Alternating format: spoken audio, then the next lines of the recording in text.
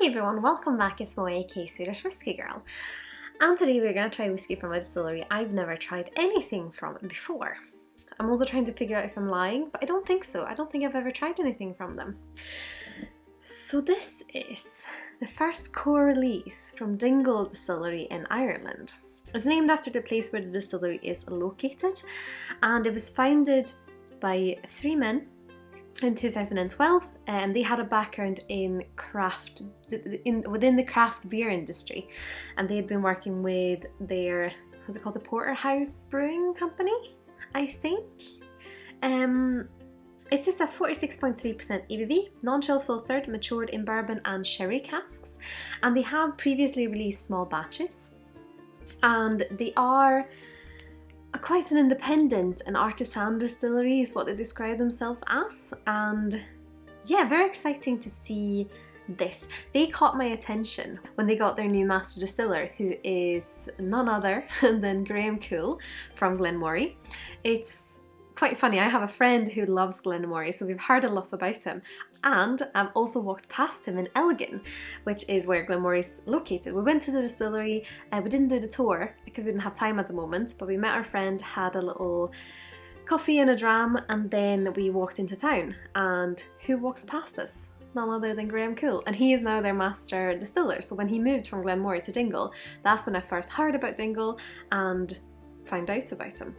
And they do single malt, so it's no unmalted barley, making it a pot still, but it's also triple distilled. So triple distilled single malt whiskey from Ireland, and I'm excited to try it.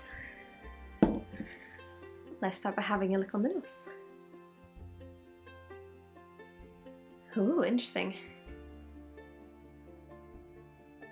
I feel like you get grain notes straight away, but it's quite spicy and pronounced, but also sweet. First I wanted to say that it's a little bit similar to a rye, because not that it is the rye character, but in the same way as the rye grain component can be quite pronounced. It's the same really pronounced grain notes. Almost a bit if you walk into a barn where grain is stored and it's quite cold, and you get a kind of grain in the air notes, almost like oats or wheat or I guess barley. It also has a little bit of a chemical note, but it could be because it's the neck pour as well. Like almost like a little bit of paint or wood polish.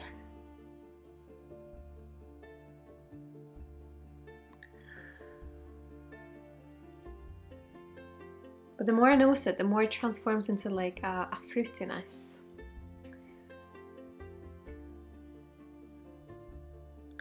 Almost like that kind of chemical paint meets mango and pears.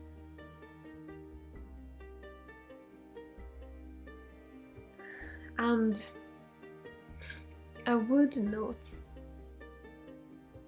It almost reminds me of the woodiness you can get from a whiskey that uses virgin oak.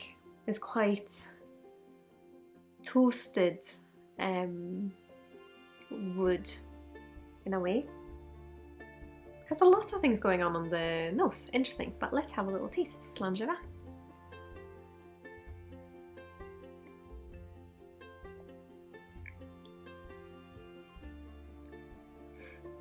Interesting. It has quite a dry... The initial sip feels like it's quite dry, but there's loads of different things going on. I get more of a kind of sherry character coming through on the palate, but mixes in with like that kind of drier wood. Almost a little bit of that chemical note still, but I wonder if that is the sherry influence perhaps?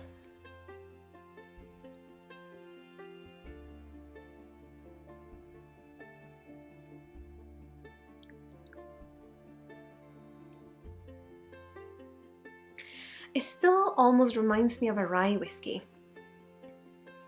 In the spiciness and the kind of pronounced grain notes you're getting. I wonder, I don't know where that's coming from.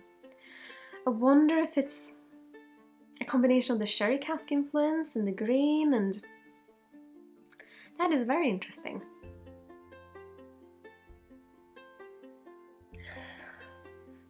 Yeah. It also has like, the first nose is like rye. In that weird way where it's not rye, but it's similar to rye in the like pronounced grey notes. And then there's almost like a honey note as well.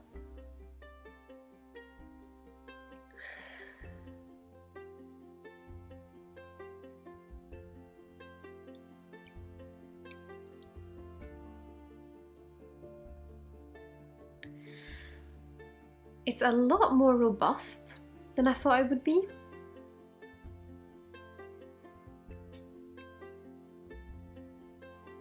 When I read up on the distillery, they use 3 different copper pot stills for the triple distillation. They also have a boil ball, which increases or encourages the reflux.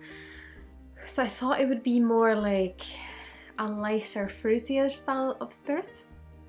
But this feels quite robust to me.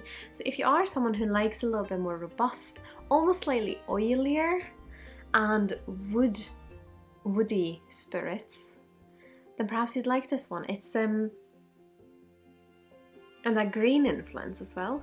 Very interesting.